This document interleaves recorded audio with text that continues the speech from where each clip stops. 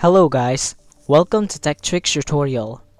In today's video, I will show you how to delete group on WhatsApp permanently. So let's get started. First thing you want to do is find the group chat that you want to delete. Once you've found it, click on it. Now from here, you're just going to want to click on this part at the top near the name of the group chat. Now scroll down until you see the members of the group.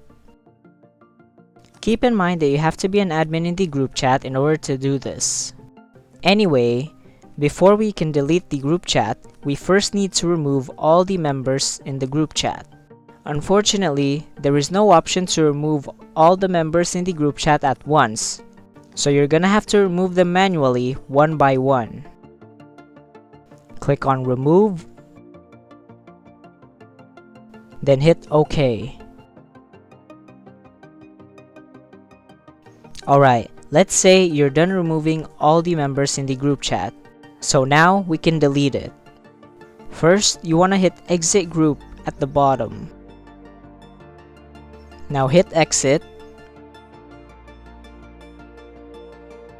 All you have to do now is hit Delete Group, then hit Delete Group again, and that's it.